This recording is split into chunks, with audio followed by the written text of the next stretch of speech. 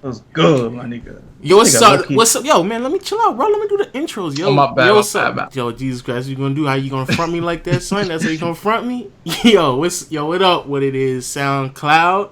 It's your boy, Young. Let me chill out. Chill out. Yeah, Yo, delete, I, delete. I'm about to say, nah, I'm keeping all this. All this is staying on here. Yo, what's up, podcast? It's the one and only Legend of Winning, aka Low. We back with a podcast. We in the middle of the playoffs. About to get this Eastern Conference and Western Conference conference finals get the going.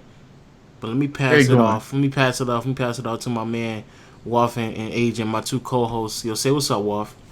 Yo, YouTube. What's crack like a jacket smack? It is the co-host with the most, the beast in the east, the best in the west, the stone cold pain in your chest. Waffleman 60 in this motherfucker. New York Times, we in him beat. Yo, That was the Agent. cringiest No, Mexican Agent. I better, guy I better, ever, I better man. have some energy like that from you, Agent. Yo, what's up, Agent? Say what's good. Yo, what's up with you? Yo, what's cracking, lacking, jacket smacking? I don't have rhymes like Waffleman, unfortunately. I'm not a lyricist. Yo, What's good? low key. Yeah, you not a lyricist, nigga. You trash. All right, man. Thanks for reminding everybody and myself about that fact. Hey, just chilling, man. A lot has happened, man. Let's not talk about my Raptors, though. Let's go. No. 'Cause that's actually what we We starting can off. skip that, yo. We skip Now that we part. starting off with the Raptors, yo. So the young boy Agent, me and him actually the podcast separate not too long ago, and the Agent was popping off at the mouth, thought that his team was actually going to glow up, do something serious in the playoffs, and then we got to the second round and we started to realize they the Raptors. So yet again, Yo, they why are failed. people forgetting Lowry was out for 2.5 games? So let's man? okay. Damn. All right. Let's be honest. If Lowry was there, would that have changed something, Agent? Yes, there was two Stop. home Why do you games he lie? missed. Nah. Lowry Stop. missed the home games. The Cavs don't lose on home. So all you had to Uh, do is you try and just take one Cav game away. That's all you had to do. And then the Raptors are a good home team. Now, if you seen game 3, you would have knew exactly why they needed Lowry, man. They stuck it all the way to the very fourth quarter. DeRozan had like 34 going into the fourth quarter, straight carrying. They put DeRozan on the bench. Since there was no Lowry on the floor, things fell apart. They lost. And then game 4, they kept it close. They lost. The second best scorer on the team wasn't there. It's like, I know if you were a Cavs fan and the Raptors beat the Cavs, but Kyrie wasn't there, everyone would be like, Kyrie wasn't there. But people are just like, well, Raptors got swept. Yeah, that's what we expected because the Cavs are so good. But no, Did you but you specifically thought that they were going to win, and you Yeah, thought, and you thought even if they lost, they was going to take no, them to no, no. 7. I said Cavs in 7, but um, Okay, but you still I thought it was was going to be you still thought that I they were was going wrong to. about no. There was a lot of things I was right about, but I was wrong about the Raptors being able to make shots. I don't know what the fuck it is with that team, man. They are so nice in the regular season, bro. But the second the offseason hits, I mean the postseason hits, Patrick Patterson's going 0 for 50. Serge Ibaka just can't stop shooting. We shot 4 for 16 one game. I was like, are you done trying to screw the team over? Like, everybody was messing up. The only two players that were there almost every game was DeRozan and Lowry. And then you can make a case for Norman Powell, even though he didn't get as many minutes as I think he deserved. So a lot of that is just like, it might be the offense, it might be the coach. You put together a weird isolation offense, the ball isn't moving, and it's just going to make for bad attempts. But there were some open corner threes being missed by open Raptor players. And if you watch the Corver or Channing Frye or Kevin Love or Kyrie Irving, they weren't missing open, and they were banging contested. So they played it good. Like, some of the shots they got, like if Raptors just hit, they would have won games. And so they just didn't have it. I don't know what it is. They had it definitely boils down to a certain amount of, like a few factors, but the Raptors just didn't have it. When it was time to make shots, they couldn't make a fucking shot. And nobody was there to help out Lowry and DeRozan. And when Lowry went down, I mean, Corey Joseph played pretty well, especially in game 4, but there wasn't enough from the bench players. Last year, it was the opposite, where Lowry and DeRozan were playing bad, but everybody else on the team was going up. And, remember, that was back when we had Biyombo. He had a little bit of energy. And it seems like this year, although we have a lot of the same players back, it's like the brand new players where they're nothing like they were last year. Yo, this is all I'm Right. saying. This is all I'm saying. I just feel like that team. It was either going to go. I agree with you. Obviously, Kyle Lowry was out, so I mean that obviously had some effect. I still felt like y'all were going to lose though. Like, I don't, and not only were y'all going to lose, I think I said 6 if I'm not mistaken. But even as I was kind of watching and like Kyle Lowry, he come play off Kyle Lowry again, he just not performs. Like I was just like I don't know. Like I just feel like the East is so weak, and not necessarily just this year specifically, but throughout LeBron's entire career, that we just get to a point where I think people should just expect LeBron to go to the finals every year, because that's how weak the Eastern Conference is. If we're saying that the Toronto Raptors, I don't even think it was about weak this time though. Like you can make that case for past years, but the way he's playing this year, is Toronto really a title contender? Be honest.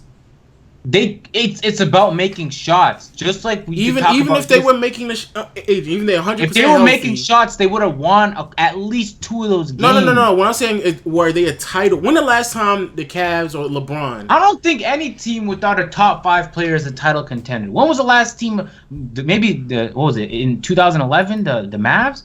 And maybe the Pistons, like what was it, 04? There's barely any teams that ever win without like a top 5 player on their team, let alone top 3, top 2. It's always the same players going back. So it depends what your definition of a contender is, but I feel like it's not about being a contender. It's about putting up a fight. They got fucking swept. Now you can make the case of injuries here or there, but they played 2 games with Lowry, 1.5 games, and some of this shit is like, I watched every minute of every game. And it wasn't about what team was. It was this one team was confident and they were banging shots, and the other team felt like they didn't really have it and they were the underdog and they were missing. When you miss open, like it's game over. Houston's a point blank example. They were missing open, and you can't win when you're missing open, regardless of what shots you're taking. That's all it was. Players were missing open, man. So, man, 3-point shooters, man, it's tough to find consistent ones in the NBA. And I feel like they're all on the fucking Cleveland Cavaliers and Golden State Warriors. Shit is crazy. Yo, my guy Waff. What do you feel about the Raptors and their direction? Because personally, I just feel like that team. I don't know. I just feel like that's another team where you're kind of expecting the 2 best players to take the next step. And I feel like DeMar did partially take the next step this year. But like Kyle Lowry is who he is, and he's not going to take the next step. Like that's just who and he's going to be gone too. Well, we'll talk about that later. But what do you think about the Raptors or Cleveland? What you took out of that game, Waff? Because that's series. Excuse me. Just take LeBron's greatness, bro. I mean, Kyrie wasn't. He wasn't playing. Some games he wasn't playing too well. I was like, God damn, Kyrie. But DeMar DeRozan. I mean, in the first 2 games, I think one of the games he went 2 for 11. I was like, man, you gotta do better than that. At least one of the games. There's some games that players like John Wall and James Harden and DeMar DeRozan. If you're a top player, you gotta have a better game than that. You can't have like 2 points in the first half, 2 for 11 throughout the game, and not a field goal throughout 3 quarters. You can't do that. You call yourself a top player, averaging 29 points per game. I don't want to hear this shit, man, because Woff didn't watch the game. They were trapping DeRozan, and since brick players like Patterson were making open, they had no reason to guard Patterson or Serge Ibaka or Norman Powell was banging. Everybody else aside from Norman Powell and Kyle Lowry and DeRozan were missing. And so they just continued to trap. I mean, Cleveland's not a great defensive team, but there's not a lot of players who can beat 2 defenders all the time. And they were elite traps. DeRozan was missing, and, there was some lives he probably should have made, but he wasn't going to have a big game because the team around him was failing him. That's what happened. And people just pin that on DeRozan like it was his fault, and his team was letting him down the whole game. I mean, there was also some fouls calls that the ref missed on DeRozan, but, like, if you guys got all those players, you guys talking about getting players like PJ Tucker, Serge Ibaka, and they're missing shots. Well, they're just missing shots. And I mean, you can't do. I mean, you can't do anything about missed shots. I mean, you got Kyle Korver on the other team making his shots, while y'all niggas are just missing open shots after open shots. I was like, God damn, y'all niggas can't. Even at home, the Raptors were missing open shots. And at that point, it's like, well, you don't got Kyle Lowry, and DeMar DeRozan isn't a 3-point shooter, so you got all these players standing around. And DeMar DeRozan is isoing in the middle, making mid-range shots, making shot-creator shots. And then his players like Patrick Patterson never making shots. Players like Corey Joseph making shots. I'm like, this shit is done, man. Norman Powell missing some shots in the corner. Like, y'all can't beat these stacked 3-point teams and not be able to make your shots. Yeah, but are they even the players that y'all just named? I don't know of like any like elite lethal shooter that Toronto has anyway. Like y'all don't have any like consistent lethal shooter. So the fact that y'all shouldn't even really rely on that anyway. I mean, they were supposed to. I think they were supposed to like use Giannis and Ibaka in the paint, right? But they took Giannis out of the starting lineup. You mean Jonas? I'm gonna say Giannis. Yeah, I was so confused. I was like Giannis. What the fuck? We talking about last series? But Jonas, yeah. But even with the Jonas thing, the thing I've learned about Jonas is that he's defensively he's not lateral enough to like really pick up on people, and so I think that was a problem because they should have kept him in there. They should have kept him in there to like kind of be a rim protector, but he's just too slow to like really keep up with like Kyrie or LeBron when they enter in the lane, and so his switches are really late. But when it comes to like, I'm just saying if your reasoning or what you got out of that is that the team wasn't knocking down enough threes, and I understand they were getting open looks, don't get me wrong, but I never viewed Toronto as a team where they had any lethal shooter. The idea, in my opinion, what Toronto was supposed to be was a team that was supposed to have multiple perimeter players that were athletic enough that can kind of switch and keep up with other guards and other players on the perimeter. And inside, they would be able to get inside the lane. Kyle Lowry every now and then going to hit a three. Powell and everybody, Norman Powell was going to hit the threes. But I felt like that was a mid-range inside type of a team. And they were going to be able to hit their threes every now and then. Because I never viewed anybody on that team, including Kyle Lowry, as any type of lethal, consistent three-point shooter. He was in the three-point shootout. But because in the playoffs, he's trash. That's why. No, but you're right. They have Bruno Caboclo just chilling in the D League, banging all kinds of threes.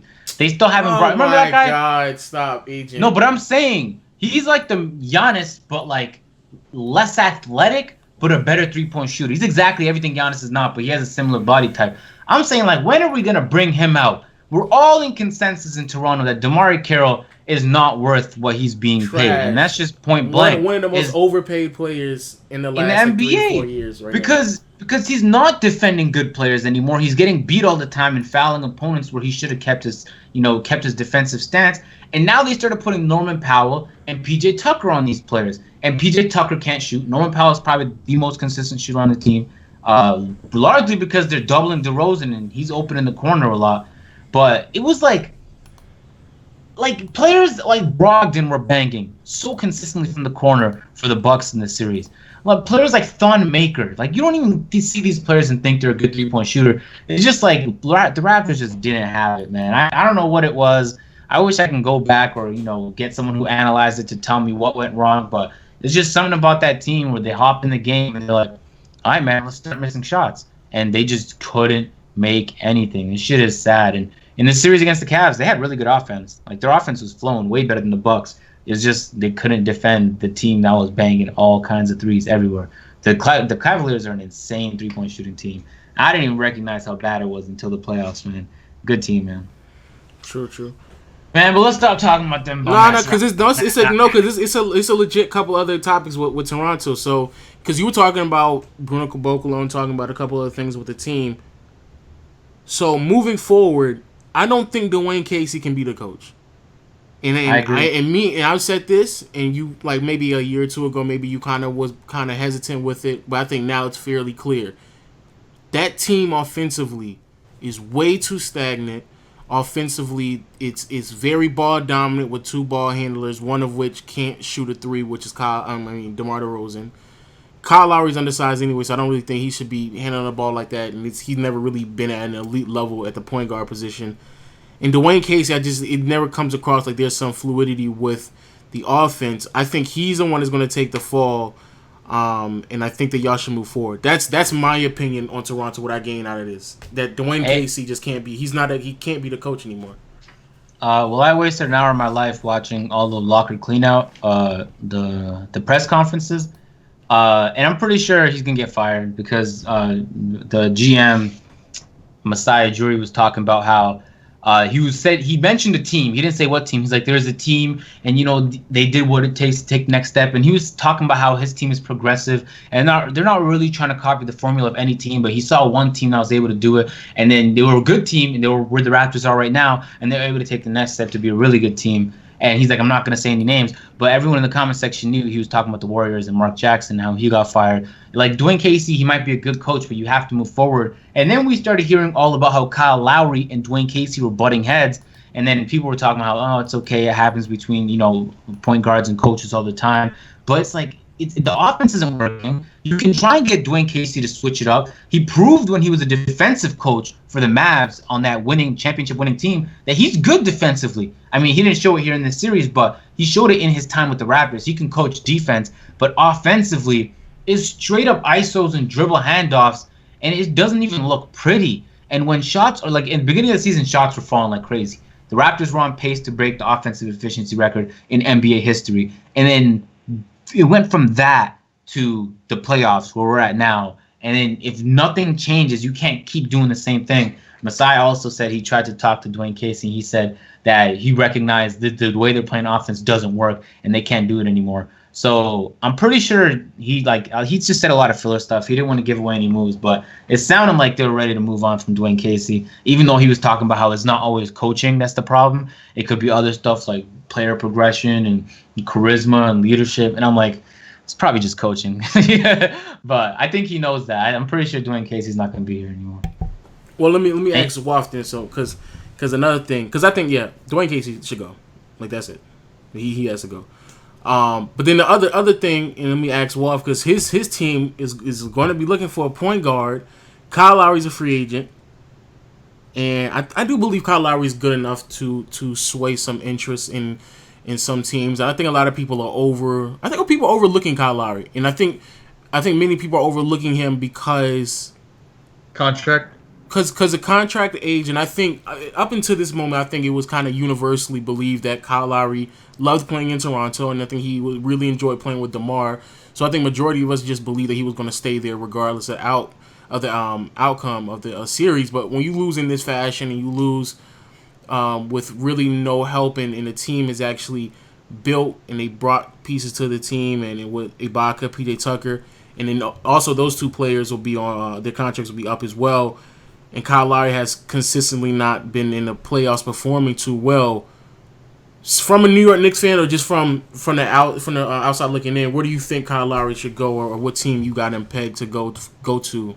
Because Philly is, for whatever reason, Philly is in the conversation. I guess because it's his hometown, but that's a stupid rumor. Oh, it's his hometown? I was wondering why he's looking at Sixers. Well, if it's his hometown, if he can get the money and go to his hometown, then I could see why. I mean, of course, he makes the most money in Toronto, but if he can get the money in Philly and he wants to go to his hometown, then I mean, shit. I guess I wouldn't mind seeing him on the Sixers. I think you got teams like the Spurs who need a point guard. Pelicans are an interesting team who needs a point guard to pair with Anthony Davis and DeMarcus Cousins. But other than that, those are the two teams. Let's say two teams, Spurs and the Sixers. Those are the two teams that stand out. Maybe Pelicans. Oh yeah, the Pelicans. The Pelicans, Spurs, and the Sixers. And then if he wants to go back to Toronto, which honestly, I think I'll go back to Toronto, but I'm thinking that. Well, I mean, Agent, what do you think? Because that's your team, that's your man. You defended him multiple years. I think he wants to come back. He wants to come back. But do you want to see him though? No, because if he comes back, I think he's gonna want max. And there's a lot of things I want, but it's not gonna be Kyle Lowry at $40 million. Like, it's gonna be so sad. We can't even see those best friend moments with DeRozan and Lowry anymore. But they're gonna make him an offer, of course. and I mean, he talked about how he's considering going to the Sixers because he's friends with the worst GM in the NBA. And I'm like, why would you be friends with Brian Colangelo, which by the way was the guy who traded for him. I was gonna say drafted. Who traded for him, brought him to the Raptors. And he was also the guy, Brian Colangelo, who drafted Bargnani, and he's also in charge of all the Sixers' first-round picks. So that should be interesting this offseason. But I think it really depends on what they offer him. If they offer him more than like $34-35 million, I think he's coming back because I think that's a lot more than what other teams are going to be able to offer him. But some people are saying the Spurs. Lowry said, I really want a ring, but then he followed up saying, I'm interested in going to the 76ers. So I think he's just talking at this point. I don't even know if he knows what he wants. He mentioned that he hasn't really thought about it too much, although, like, you're an NBA player. You probably think about it, like, every second of the day. I think he's going to get an offer. It really depends on what the offer is, but I wouldn't be surprised if he didn't come back. And I wouldn't even be that heartbroken. You know what I mean? Like, when Bosch left and when Vince Carter left, like, it just ruined everything. We got to rebuild again. But if Kyle Lowry leaves, and we could just maintain Serge Ibaka, and I think we'd be alright, man. See, the thing with Kyle Lowry is, he's at that age, right, where he's 30, 31, something like that, and he's looking for his last big contract. But he's not a good enough player to really receive like a max contract. And him going on a team to win a championship, like a San Antonio, he has to take a massive pay cut to do so. But like Waff said, I don't know why people haven't thrown out the Pelicans yet. I don't know. That's kind of weird to me. Another thing with Kyle Lowry is that he's also at a stage in the NBA where you have a whole bunch of players that are being overpaid or who just got these new contracts. On the other hand, you have a whole bunch of players on the back end of their older contracts who are fairly underpaid at this point. And you can kind of get quality guards in the NBA because I think Eric Bledsoe from Phoenix, if Phoenix drafts a guard, I think Bledsoe should be on a move or you should be able to snag him up. I think Bledsoe could give the same type of quality minutes that Kyle Lowry gave this year. And a lot of the guards this year, though, like they're all injury prone. Like Lowry got injured. He just came back for the playoffs and got re-injured in the playoffs. You could make the case for Drew Holiday. Isn't Rose also in the free agency this year? Rose isn't. So nobody's not thinking about it. I'm just saying, like, these are all options, and they're going to be cheaper than what Lowry's going to be. And so it makes sense for the Raptors if you're going to pass up on him. You're going to want to take a shot at all these other players. But in my opinion, like, I don't know what's the point of drafting an unreliable player. Like, it sucks that they're in that situation, but I would never want to be a general manager of a team where the point guard can drop any moment and he'd be out for like half the season. Well, what's crazy? I'm sorry to cut you off, but you brought that up. What are they going to do? Because if they give up Kyle Lowry, y'all have to go out and get a point guard. I don't think Corey Joe is a good enough point guard to start. So what is the forward? Who do you see on the free agent list of players that y'all can pick up? I don't think they're gonna pick anyone up for this year. When you think Corey Joe is gonna be a starting point guard? No, but they're not going to win a championship. I was going to say, remember when we were talking about the Boston Celtics? This is off the pod. And you mentioned how the general manager was thinking, we'll let LeBron have his time, and then we're going to put all their chips in. Which is smart because I don't give a fuck if the Cavs went 26-24 at the end of the season and they were playing so awful. But what are the Cavs going to do? They're beatable this year until it's the playoffs and they're breaking three-point percentage records. Because every year they do this, they turn up in the playoffs. And LeBron is for real has Hall of Fame dimer on him.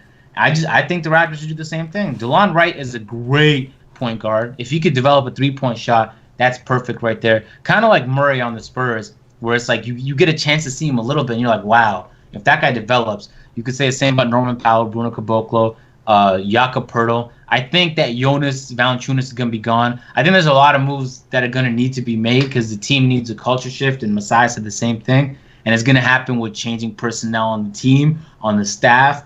But, honestly, I wouldn't be surprised if they didn't pick a point guard up this year and they just waited. Because Corey Joseph is a really solid point guard. Defensively, he's always there, keeping up with his defenders. The only thing is he's not a great three-point shooter, so you would lose that off Kyle Lowry. And defensively, he's not as good as Kyle Lowry neither, but he's solid. I don't think they're going to go for nobody, man. I would be like, okay, I seen that coming. If they just let Kyle Lowry go and they kept their cap, and they re-signed Serge Ibaka. Hey man, the future, right? The cap's going up next year anyway, right? So they'll have a little bit. It's going up by a little bit, not as much as people initially thought. I don't know. The whole idea that we gotta just wait until LeBron kind of passes over. I just think that's some. Yes. I think that's some sucker shit. I just think that's so corny. I mean, I feel like the Celtics are in a position where they could put together a team that could beat LeBron. Like, that's very possible because they have so many draft picks and young players. They could definitely trade for superstars. The Raptors don't have all of that. And so it makes more sense for a team that has less assets to wait than to try and go all in and then have to really rebuild. Because you never want to make a mistake like the Nets where you give away all your assets for a team you're unsure about. You want to be sure if you're taking a risk like that. I think the Celtics are going to make a lot of moves next year, man. I think they have to make a lot of moves next year. They don't have a choice. I guess. I just the whole. Go ahead, go, man. They're literally, well, besides the Wizards, they're literally the only team that you could think that can acquire pieces and have assets with being able to compete with the Cavs next year. I mean, if Toronto loses Lowry next year, then they need a point guard. The Wizards will still have their point guards, and the Celtics will still have their point guards and assets. And the Bulls they're not competing with the Cavs. The Heat are not competing with the Cavs next year. Pacers are not competing with the Cavs. There's only literally two teams. Well, The Bucks would be interesting. That's what I was just about to say. I was like, the Bucks are at a point where I think in the next year or two they could actually really compete. Yep, I agree. And LeBron might not be on the Cavs next year, if I'm not mistaken. He's on a player option. No, I think he's staying. No, I mean he's gonna come back, but I don't know. He's probably gonna be on a different contract. I think he has a player option. I could be mistaken. I don't know if it's this year, but one of the years, yeah, he does. He has a player option this year. It's real quick just for the people listening. Curry, Paul, Lowry, Holiday, George Hill, Drew Holiday, George Hill, Jeff Teague, Derrick Rose, Rondo, Patty Mills, Sean Livingston. Those are the top 10 point guards. What if Chris Paul came to the... Let me chill. All right, let me chill. Because everybody else, I mean, it's a couple of other... Michael Carter-Williams, Todd Lawson's, Darren Collinson, but it ain't none that really stands out. I mean, I understand what you're saying. You don't want to invest into a piece that doesn't really... That's obviously not going to be good enough anyway. I see what you're saying. Hey man, if you got the draft picks, if you're in the lottery, get them point guards, man. Stay home, bro. Get them big men. Big men are rare. Point guards are everywhere. Oh well, that is true. I just feel like a guard. You can get a point guard almost anywhere now. Yogi Ferrell just popped up out of nowhere. I just feel there's a lot of point guards that pop. Brogdon came out of nowhere. I'm pretty sure. Well, he definitely wasn't a high pick, but I think he might have been a second-round pick. Yeah, he was a second-round pick. I read a stat that he was the first second-round pick to be starting in the playoffs in how long? So yeah, man. He might be the first non-first-round pick that might get Rookie of the Year in a very, very long time too. I would be really mad. I mean, I wouldn't be mad if he got it. I'd just be really mad if Embiid didn't get it. If that makes sense. Shut the fuck up. Jesus I just Christ. think he deserves it. Sideline the injuries for a second. He deserves it the most. He is the best. He's the best rookie in the class, man. He's the best. He hasn't been playing consistent games. Played 30. We think 31. And that's not on him. That's not on him, though. That is on him. It's on his health. But that's not something he can control. We're saying like who's the best rookie, and we know who it is. But the people are saying we should award it to someone else. I think that's crazy. For 30 something. Wow. Shut the fuck up, agent. It'd just be weird if we don't see Joel Embiid with a Rookie of the Year, even though he was clearly the best rookie in his class. That's just weird. That doesn't make any sense. But anyway. That doesn't. Okay. Anyway. So. I mean, they don't do that well with timeout. So the MVP award. If you play, how many games did Joel Embiid play? 40. He played 31 or 36, something like that. You gotta be qualified. You're not qualified. Well, I'm sure they have like some sort of objective standards for the minimum amount you have to play. And no, he played enough, but that's just silly. It's not silly. He played phenomenal in the games he was able to play on the minutes he played. I just don't think anybody else really deserves to be called Rookie of the Year in that class aside from him. Anyway, that's a different story. And yeah, a weak conference that people just don't. I mean, not conference, a weak draft class so far that people don't want to admit. But we move on to the West. Utah got knocked out. An interesting team, in my opinion. They have a couple moves to make in the offseason. Gordon Hayward is going to be a free agent. George Hill is going to be a free agent. I don't know what Joe Johnson, his contract looks like, but he looked really good coming off the bench for them this year. I'm trying to figure out, where exactly do they go? Because my biggest issue with the Utah Jazz is like Derek Favors to me is kind of weird.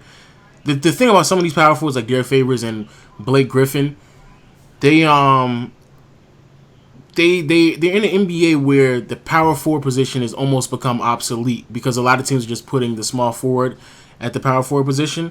And the way that Derek Favors plays is like a traditional power forward, and I just don't know where he kind of belongs in today's NBA. And he wasn't 100% the entire season, and yet they still played really well. So I think that team is interesting. Any thoughts on Utah from either one of y'all and where they could go, or if they could become significantly better, and if they can, what do they need to do? Yo, isn't that depressing, man? Such a solid team, and they get utterly bismacked. Now I just made that shit a verb by the Golden State Warriors. It was like when you look at the stats and like they weren't even close to leading ever. Aside from like a very fraction of the minutes, I saw that.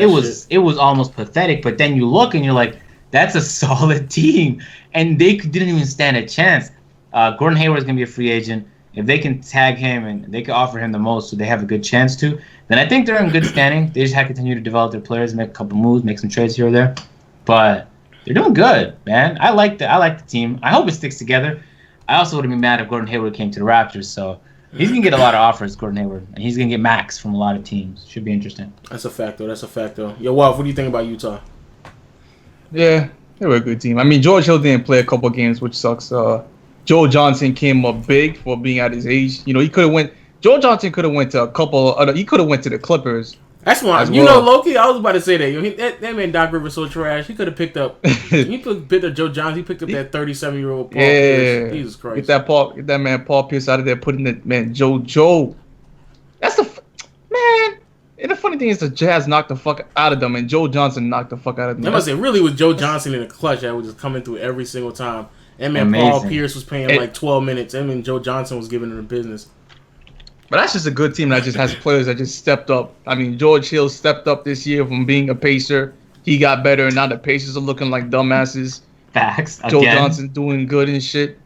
Rudy Gobert was hurt. He got hurt in the Clippers series, but he was there too. But the Warriors are just overmatching people. I mean, and when Draymond Green says, the competition in the of course the competition in the West is more, but you can't be sitting there and being like, Cavs are just breezing by where they have a stacked team as well. Like, they have a stacked team. This nigga sitting there saying the freaking competition is better is better in the West, but he's sitting next to Kevin Durant. Like, I'm like, yo, nigga, can you relax, nigga? True. Calm down. True. But yeah, man, I mean, their future is kind of weird because if they lose Gordon Hayward, like, that's their best player, and not only is that's their best player, but that's a small market team right there. So it's like, what are you gonna do after that? What are you gonna do after Gordon Hayward? Like, who is there after that? Who's the face of Utah? Rodney Hood would be cool if they could push someone up to the small forward and play Rodney at shooting. But like, they're already giving him like minutes. I don't know. I feel like the whole rebuild falls apart if he doesn't stay. They could offer him the most money. I'm sure they're gonna offer him like $40 million. No, he's pretty young. I don't think he's gonna be able to get 40. Maybe like 38 or 39. But yeah, that sucks, man. Small market team. They're likely not gonna pick up a crazy free agent. But you never know, man. You know what's crazy? I was looking. I think I might have said this on the podcast before too. But like, I'm looking at a lot of teams, and that could happen to a lot of teams in the next upcoming seasons where their best player on a small market team just leaves, and like that has to be like the scariest thing if you think about it. Because I mean, like you just sat there and said, Utah with Gordon Hayward, another year or two. Kemba Walker's a free agent from in Charlotte. Then Westbrook with OKC next year could potentially be his last year. So there's a lot of people that could be moving on small market teams, and in a league where it's just so doggone top heavy that it doesn't make any sense. I think that's probably the biggest threat to the league right now, to where the amount of teams that are insignificant becomes much more larger, and we just start to get to a point where all these players are on the same 10 to 12 teams, and everybody else in the league is just trash. But who knows what's going to happen? I like Utah. Very interesting team. I knew they were going to get knocked out in the second round. I didn't think it was going to be a sweep, though. But, shout out to Utah, though. They had a good season, man. They had a really good season. As we record this, just to let y'all know. Yep, 80, I know exactly what you're going to say. 87, 41 seconds left in the fourth quarter. And it's Boston Celtics versus Washington Wizards. Let's do a light one real quick before we get to the Harden one, so we can see what the outcome of this game is going to be. Because it's a couple of other light topics. The young bull out here. In this actually Washington game right here, a lot of talks about being dirty players and stuff like that. Woo! Avery Bradley's nasty. It's a lot of talks of being dirty players. Kelly Oubre was claiming that the young boy with the bun on his head, Kelly Olynyk, was dirty. Draymond Green kind of got caught up in the conversation. I don't think Kelly Olynyk is dirty though. I just think it's playoff basketball. I think people should just shut up and woo, Bradley Beal, let's go. I don't think it's. I agree though. Yeah, I think it's just a different type of you're competitive as fuck. Like, I know when I'm playing, like sometimes, especially if someone's doing something and it's not being called, like I get infuriated. I can't imagine what it's like when there's this much pressure on you and you're playing in an NBA stadium. That'd be crazy. So I understand. You're gonna get into fights. You're in the playoffs. It's supposed to happen. It's supposed to be intense. Who the fuck cares if you're a dirty player, man? Michael Jordan used to talk shit all the time. Nobody really, when you think of you don't think a dirty player. You just think he trash talked a lot. This shit it's entertainment. That's what this is. I think it just adds to it. I think it was hilarious seeing Kelly Oubre in that little scruffle. I'll put it like that. I just use the word scruffle in a podcast, man. Yo, he was looking funny though. Kelly Oubre low key looked like he was like, bro, don't try me. I may not get no minutes, nigga, but don't try me. I'll get thrown out this game and it won't matter, so don't try me. Yo, he was bugging. And speaking of tough guys, the young boy Rondo, KG, Paul Pierce, and Glenn Davis, because this right here was the most cringeworthy meetup I've seen, especially with Glenn Davis. The Celtics kind of came back 08 reunion of the Celtics when they kind of formed that super team to win the championship. Got back together, and then a lot of what's the word you use, Agent? Scruffle? What was it? A lot of scruffle going on. A lot of scruffle of history came up in the conversation, and why Rondo and Ray Allen, or really Ray Allen and the rest of the team, doesn't really see eye to eye because the way that he kind of dealt with the transition of him going from Boston to Miami. Hey, what do you think about that and him just because the thing apparently Ray Allen just abruptly left. Like he just I'm not going to be here no more. I'm gonna go play for the opposition in Miami that was building a super team. Why are they mad? I know you're asking Waffle, but Ray Allen left his team to form a super team with them, where people could have had the same opinions. He's going to where he wants to win. They all did the same thing to get to Boston. He's just doing it again to get to. I think people get Celtics for the wrong reasons. He did the same thing he did when he decided to go with them. He said, "I wanted to win a ring." Can't be mad at that. Yo, well, they almost do the same shit. Shouts to J-Lo for spoiling this shit. Fuck. When they asked for fucking a trade to the Brooklyn Nets, it's almost the same shit.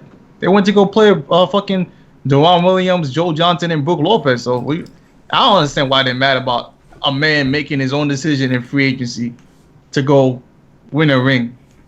First of all, did that.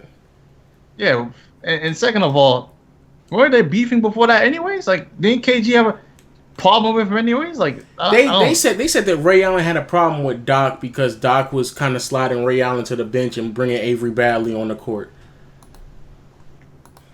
I can see that. That was a joke. As the great Al Horford hit the bank shot. Yo, shout out to Al, yo. You know what's funny? My brother's mad at Al Horford because he's like, yo, you was balling like this you wasn't balling like this in Atlanta at all, and all of a sudden the last 2 games he's turned up snagging rebounds out of people's hands and stuff like that. Yo, delay a reaction about 2 seconds though. The fucking Wizards just. Yo, whoa, hey, yo, for the next minute, just chill, because I think I'm last on watching this right now. Yo, what's the time? What's the time? 3.5 for me. Oh, don't say nothing, Waff.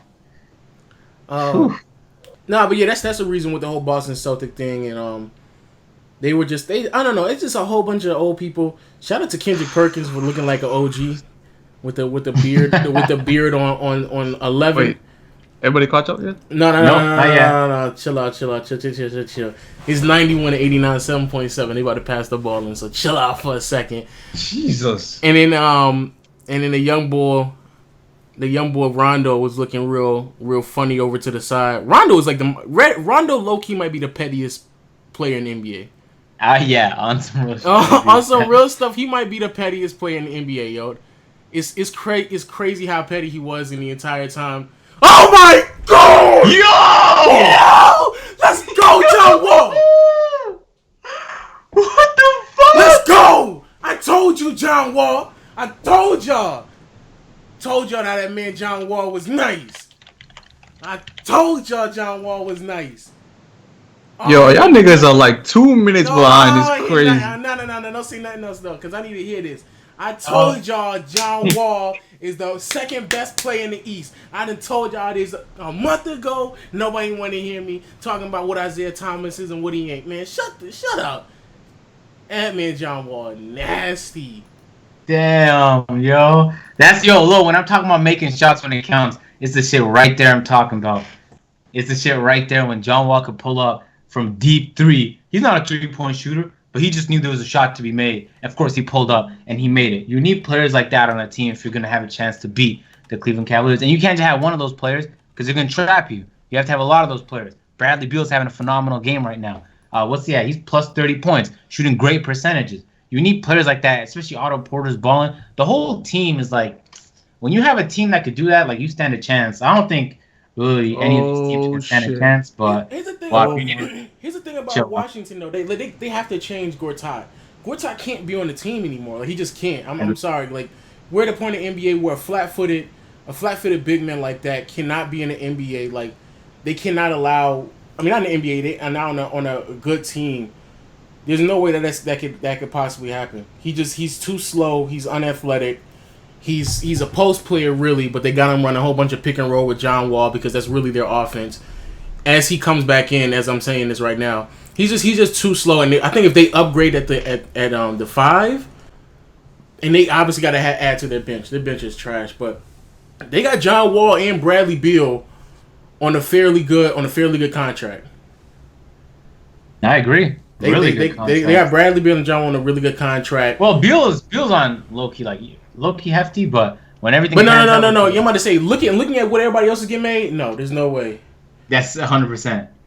No. Oh, okay. I thought he made that shot. I was like, send that shit to Game 7. Let's go. Oh man, y'all told people about that man John Wall. So let's knock out this series as well. Since can we talk about I didn't believe at first. He might be one of the most underrated players in the NBA. John the numbers Wall? he's putting up, and nobody. Let's go, John Wall. I see you. I see John Wall on the podium. I see you, John Wall. John Wall. They're gonna go back to Boston and lose Game 7. Man, I don't. First of all, I don't think so. To be honest with you, I really don't think so. I think so. That man John Wall is too nice, and the thing about John Wall literally, and I made a video. It was funny about it because even the video itself didn't even get that many views, just to prove like how many people don't even recognize John Wall as that great of a player. But there's not really much John Wall doesn't do outside of maybe knock down threes. But as we clearly see right now, he's knocking down threes. John Wall's a great defender, great facilitator, one of the very few people in the NBA in the past 20 to 30 years that can give you 20 to 25 points while also giving you 10 assists on a night-to-night basis. John Wall, in my opinion, John Wall is better than Kyrie because I've never seen Kyrie lead a team anywhere in the playoffs or getting this successful. And Kyrie doesn't play defense. John Wall's obviously better than Isaiah Thomas because I take Isaiah Thomas is 5'9". He can do practically every single thing they can do offensively. And he's also putting up 10 assists in with defense. Man, John Wall, bro. Clap it up for John Wall, man. John Wall's phenomenal, yo. I'm saying they got an insane backcourt right there in Wizardland. When are they going to upgrade the front court? Like, Otto Porter's taking strides. You can't just, don't you feel bad for superstars that just have to deal with mediocre teams? Can you imagine you don't have control over your team and, you're like, yo, can you put together a super team for me? Or at the least, put together a team that's improving every year. And not that Gortat is bad because he definitely has good games, but I was just reading some tweets and you watch the series, he's in foul trouble so often. Defensively, he's not keeping up with players, and he's not really an amazing offensive player. He's great when it comes to rebounding. That's part of the reason why the Wizards are great with that. But, hey, man, I'm glad, Joe. I hope the Wizards make it past the Celtics, of course, because I hate the Celtics. But who likes the Celtics? Jesus Christ. People in Boston, man. That's about Boston fans low-key don't even like the Celtics. Nobody like the Celtics. Nobody likes the Celtics. Man. But the Celtics would be better competition to the Cavs, in my opinion. I agree with that. I utterly disagree. I think that they lack in every single thing. I don't think Isaiah Thomas is going to go off the same way that I think John Wall can go off against the Cavs. I think both of them, obviously both teams are losing to the Cavs. And I think both of them actually might get swept as well. But I feel like the Celtics are more consistent. I mean, I think in mine, I had the Celtics in 7. So I guess Celtics in 7. I hope Wizards win, but I feel like the Celtics are going to end up winning. I just, can Beal shoot over 50% every single game? Can John Wall hit a deep contested 3 every game? So, I mean, even when things are clicking, plus they're playing home. But John Wall probably going to, at some point, like what LeBron does, if a nigga start going out of control, then LeBron will just start guarding him, and then that's kind of it. I agree with you about you can't, you got to play some crazy defense on the Cavaliers. And the Celtics are so undersized that Kyrie is going to have a field day on whoever they put on him. They could try put Avery Bradley. But Avery Bradley's 6'2". So you got to really be able to keep up with Avery Bradley. And where are you going to put Isaiah Thomas? whatever player you put Isaiah Thomas on is gonna have a good put him game. on J.R. Smith. That's what they're And gonna J.R. Smith's gonna have a great game. Because if J.R. Smith is having a great game, but wait, there's no one else to put him on. That's the problem. that's the whole problem. We know that's the problem. But what he lacks on defense will give you back on offense. Not all the time. It's not the same though. It's the Cavaliers' offense. It's not. You're not facing the Wizards' offense anymore. It's the Cavaliers' offense. They make contested shots. So you got to really be there. Like this game right here, he shot 8 for 24. He shot 33% from the field and 5 for 13 from 3. That's a good field goal percentage. But missing that many shots from behind the arc, like he's like sometimes he does. But if you're going up against players where everybody is taller than you and they can become physical and they can get physical with you, Isaiah Thomas is at a massive disadvantage on both ends of the floor. He's going to have his nights. He's going to have his moments. He's going to have his games. That's great. It's really hard to stop Isaiah Thomas. And that's fine, right? But at some point, you have to just acknowledge 5'9". That is a massive disadvantage. And for the people out there who keep saying that, well, everybody runs small ball now, not really. Like this whole small ball thing is a complete overstated. The Warriors are the 4th tallest team in the NBA, yet every year we call them small ball. No, Kevin Durant is 7 feet tall. Curry is 6'3" playing point guard. Klay Thompson 6'7" playing shooting. Like majority of these players are taller than the average player at their position. 5'9" point guard with Boston, 6'2" shooting guard in Boston. Jay Crowder is a 6'6" small forward who really is undersized when you're going up against players like LeBron James, Giannis, and Paul George, and everybody else, Carmelo Anthony, KD. Man, these players, everybody's small, undersized. He's big enough. Jay Crowder's big enough. Yo, did you see him? On a side note, did you see John Wall hop on the scores table? That's what I'm saying. He was on there. Yeah, this exactly. This is my city. Exactly. This is my fucking city. That was low-key hype, yo. And all the fans were cheering him on. It's crazy. But he's not Dwayne Wade, though, so he needs to get off the score table. Yo. He not D-Wade. He got to chill out with that. That man got that look in that shot. Shut up. You a hater, yo. You just I'm just saying, nigga. I mean, shit. 3-point shot like that, usually 0-6. You hating, bro. You hating. I was thinking about. Oh yeah. So we kind of done with that. Everybody believes that team is going to lose anyway. We'll wrap up this podcast too real quick. Why are we talking about those two teams like they're going to win? Yeah. Anyway. Wrap up this podcast real quick with the final thoughts on this bum ass Harden led Houston Rockets team with that Mike D'Antoni. Stop doing that, man. That Mike D'Antoni trash ass offense. So it was weird though. By the way, on a side note, like it was all this shit he was hitting. I don't know what went wrong, but he was missing point blank layups, open shots, contested shots. I never seen a game like that from Harden. I don't think ever, man. But keep going. But the thing with Harden and D'Antoni, it's the same reason why we laughed about it in the beginning of the season, is that both of them are too similar to really help each other build off of one another. But they proved us wrong, though, man. He might get Coach of the Year. How well he played that team. Like, I didn't know they were probably gonna be this good. Like, obviously, like not winning 55 games in a regular season. But again, that's the regular season, though.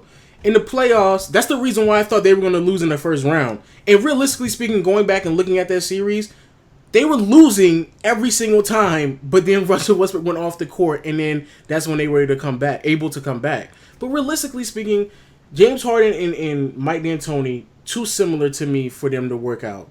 D'Antoni, offensive oriented, but doesn't care nothing about defense. Same thing about Harden. Both of them are ball dominant. They both are highlighted for where a guard ball dominating the team. But then again, their offense is too simple. D'Antoni, he does nothing but pick and roll. You can't give him no other players but shooting threes. If you give him anybody else, he just doesn't know what to do. And the reason why I think James Harden was playing bad is because the Spurs made adjustments and figured out how to stop him. James Harden goes left, so they made him go right. James Harden loves to shoot the ball, so they shoot the 3 ball, so they fought over screens. They cut off the step back mid that he gave them, and they have disciplined bigs to put their hands up, so when he does a Euro step, he failed at it. So again, like when you look at how they play, and both of them performed great in the regular season, but in the postseason, they failed every single year. James Harden every single year has had terrible shooting performances from the field, from behind the arc, turns the ball over 5 to 6 times every single year in the playoffs. So he never performs, and people don't really bring it up. They keep blaming other people. I don't understand why that is with James Harden, but I don't know. I just that's the reason why I felt like that team we just saw at the end of that Spurs series. That's the reason why I thought they were going to lose to the Thunder. It's like it's not even like they didn't have Kawhi, but the Spurs still won. It was a close game. I didn't even say that shit. It was up. No, I'm just saying it wasn't even like it was that. It was like they didn't have their best player, and you got annihilated. But like even Ryan Anderson was breaking straight up. You had like players. Everyone was missing open. If you looked in the timeouts during the game, like nobody was talking aside from Patrick Beverley. Everyone else automatically got quiet. I feel like Mike D'Antoni has no idea how to make any sort of adjustments. He makes no adjustments at all. Mike D'Antoni never makes an adjustment. It's the same thing every single year. Pick and roll, spread the floor. The defense going to collapse, kick it out, and don't worry about defense. That's his resume. You can wrap up his entire scheme in 2 sentences, man. Get out of here, Mike D'Antoni. Nah, but I think you need to put some respect on him though, because no, nigga. I think he's a good coach. Like eventually, like he's a good offensive coach. Didn't hit shots though. That's just what it was, man. His offense is his offense is cool, but he doesn't like Legend said. He doesn't make no adjustments. If you hear him when he's on the mic check, whatever that mic check-in is, he doesn't say anything. He's a pep talker. That's what he is. he just pep talks his players. You see. Popovich is there. Oh, you talking about in the huddle? You talking about in the huddle when they mic'd them up? Yeah. You're right. This nigga ain't saying nothing but pep talk. Ain't nothing but some refs like. Yeah, let's go, guys. Come on, guys. Let's go, guys. Let's go, guys. Just get open 3. Let's go. Yeah, keep it up, yo. Most coaches mute their mics. Some coaches like don't care, but most coaches mute the mics they have on themselves. No, he doesn't make adjustments, agent. I'm just saying, like coaches do that, so like we don't really know if he really does. No, because there's no adjustments to be made because his offense is simple. There's nothing to adjust. Or even if he makes adjustments, because the players on his team aren't really that great defensively for the most part. Like you can't, like you have so many 3-point shooters that can't play defense. You could try and make a defensive adjustment, but it's probably not going to work, especially when you run up against the Spurs and Greg Pop's offense. But that's that's the flaw in his game. Yeah, you're right. There's not too many. It's also a flaw with the team, though. It's not just I don't know. If Mike D'Antoni came in and said, "Give me 3-point shooters," it ain't too many 3-point shooters that are also playing. Oh, hold on. We can give him DeMarre Carroll, man. Of course. Stop. But it ain't too many 3-point shooters that also are going to give you defense as well. Like, it's just not. And there's not that many 3-point shooters that's athletic, that's just well-rounded. There's not that many players you're going to find. So there's an understanding that defensively he's going to take a massive L. And he's willing to do that, and he's okay with it. He's not willing to coach defense. There's times where he literally gloats about not playing defense. Like, he just like, no, we don't need to play defense. It's cool. We're fine. Like the players that he had, like Barbosa and Sean Marion, those were gems. Like, it ain't too many people out there that's going to be able to space the floor for you and give you defense. It's just not going to happen. So I don't understand why. I'm not in the middle of a playoff series going to expect Ryan Anderson to play defense. Like, I'm just not going to. I'm not. So I don't understand why. I can't blame Ryan Anderson. We got Ryan Anderson with the understanding that he's not a defender, but he's going to space the floor. So I'm not about to blame him in the middle of the season. That's crazy. I agree with that. I don't know. Like there's some merit to when people talk about 3-point shooting teams are inconsistent. Part of the reasons why the Warriors managed to blow a 3-1 lead. It's also part of the reason why they were able to come back from a 3-1 lead the series before. So it's just what happens with shooting teams. When you're the Spurs, I don't know what magic Greg Pops cooks up in the background and how all the assistant coaches and any coach that comes from his team becomes a phenomenal or at least a decent head coach. But people need to learn whatever they're doing over there because the rest of the league is kind of just building 3-point shooting teams. And Greg Pop's like, don't worry about all that. Like, we're going to make threes, but we have offense. And, like, the way their offense was flowing, bop, bop, bop, Aldridge, open midi. And it was, I know part of it was just Houston's, like, garbage defense, but it was so flawless how it was going down. It was amazing to watch. I don't even want the Spurs to win, but I was just sitting there smiling like, this is just sad, man, for real. True. Hey, Waff, what do you think about that team? What do you think about that trash-ass D'Antoni? He low-key threw Melo under the bus, too, late early in this month. Wait, what? Oh, yeah, he did. He did, because he sat there and said, he's like, well, when I was with New York, they straight up told me if it was me or Melo, so I just quit. Shut up, nigga. You trash.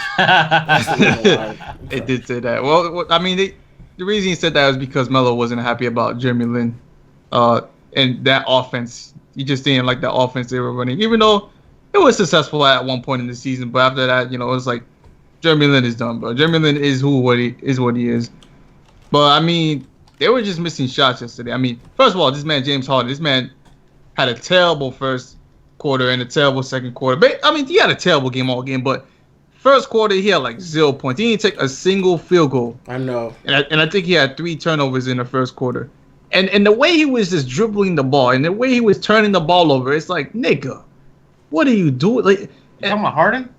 yeah, I'm talking about Harden. Like, it's like, yo. He had 5 turnovers in the first half and 5 points. The shit was hilarious. I was like, yo, what is this? This nigga just coming down the court and is literally throwing the ball away. I'm like, nigga, are you serious, bro?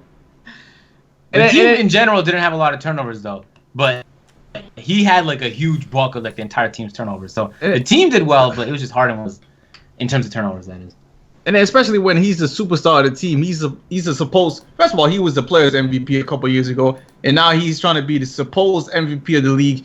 And it's like, yo, if you're the MVP, your team's not hitting shots. Ryan Anderson's missing a couple of shots on the right wing. It's like you gotta take over. You gotta stop cutting into the lane, trying to draw a foul, not get the foul, and then just do a turnover. You gotta actually attack the basket and actually try to score. Like, this nigga was just too nonchalant yesterday. That's the problem with Harden. Like, when he drives, it doesn't really come across like he's trying to score.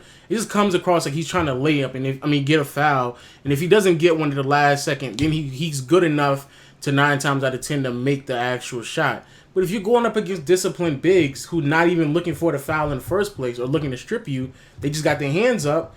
Like, I don't know. That's the reason why I've always said, and I've been saying this for a year now.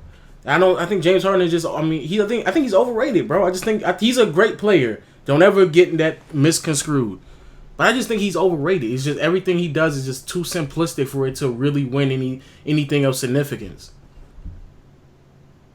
I think I agree with that. I would love, like, I think it's so, like, I do it on a smaller scale with YouTube, but the way, like, Masai Ujiri was just explaining, like, how he's gonna, like, go about what he's gonna do in the off season, I think it's fascinating to figure out, like, what makes a team feel like that, especially when they perform so well in the regular season and so well in the first round. It's like, how do they automatically fall apart? Like, that shit is cool. Like, and there's no real definite answer, but I think they got to work towards finding at least something, because you can't have a team that inconsistent and expect to make it to the finals. And they're losing pieces this year due to free agency. So they don't even know if they can keep the whole team together.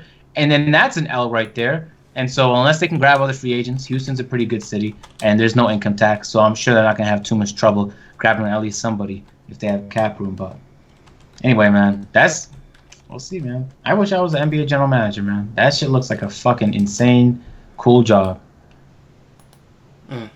Yo, Waff, you want to say something else?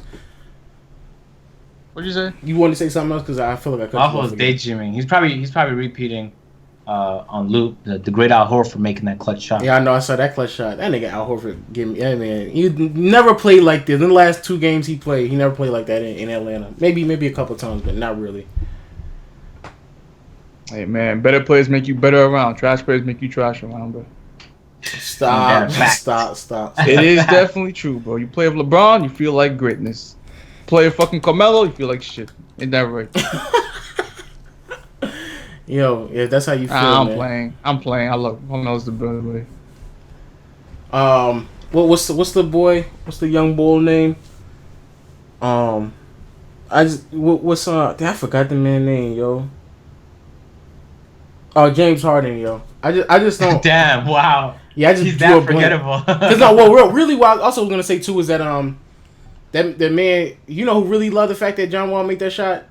The young boy, LeBron James and the rest of the Cavs, yo. They like, we get another fucking day, nigga. We get a couple more days of rest. But like, do they need more rest? I think they're ready to play. Like, and you know LeBron's gonna play 48 minutes now. He has all this rest again. Exactly. LeBron's playing the whole game, man. Yo, this might low key might be the quickest way we got to the finals in NBA history. I gotta look that up. Because they legit might be 6. Well, by the time they get to the finals, it'll be 12 games, yo.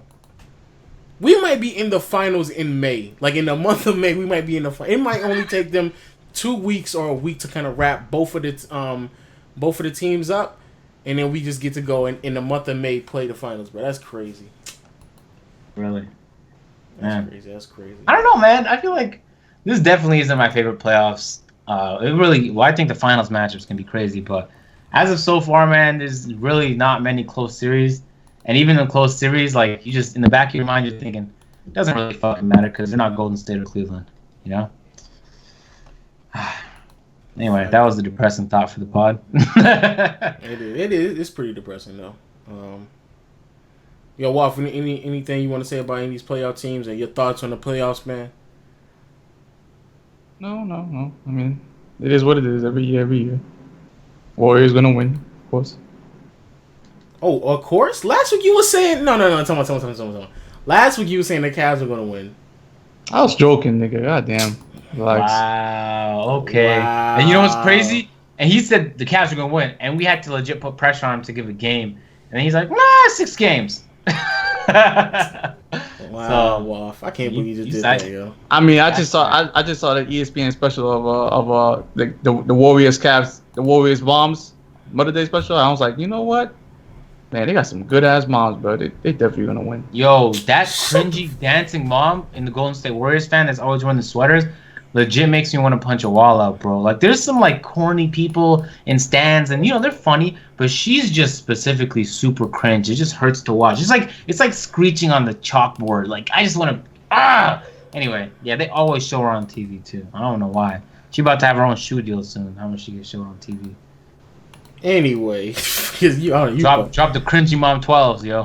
Cringy mom 12s. Jesus Christ. I think that's it. Any other news that y'all want to help me remember? Because I think that's all that's there left, man.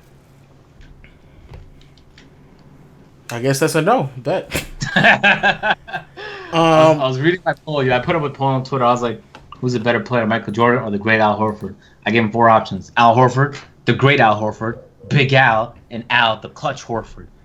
Big Al. The fact that you said Big Al.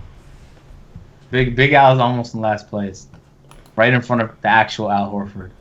But it's a close battle, man. Anyway, yeah, man. There wasn't like too much that went on. It's kind of it's been a week, and since there's been a lot of sweeps, like some teams aren't even playing no more. That is true. Yeah. Facto. Yo, shout out to everybody who listens to the podcast. Yo, it's Low on the mic, man. Tell me what you like, man. And let me chill. Go ahead and subscribe, man. Go ahead and subscribe, man. Yo, Waff. Go say your closing statements, bro. All right, peace. Oh wow, you got somewhere to go, bro? You gotta beat your meat, bro? Nah. Not I'm just today. gonna Get someone he needs to talk to. 30 minutes, nigga. 30 minutes to go wrap it up. All right. Agent. We wrapping up right now. You got it. Yo, Agent. Hey, man, we chilling. Hopefully the Wizards win the series. I'm gonna be back with a giant smile on my face in the Eastern Conference Finals. I think they deserve to go there. At least John Wall deserves to be there at least once. You know what I mean? But yeah, man, let's never talk about the Raptors again until draft time. Let's go. No, man, I think we got to make a weekly Raptors bit. Balling with the Raps. Balling with we need to figure something out, man. Balling with the Raptors, actually, yeah, team in general. Facto. Yo, shout out to everybody who's listen to the podcast. All the links in the description. Plug the channels and the Twitters on the description. Make sure you keep up on my channel as well for all the hottest, freshest, latest NBA content. And we'll see y'all later. Peace. On the streets. Sheesh. Boys. What about to beat is me? Oh, wow, right. Good talking, man.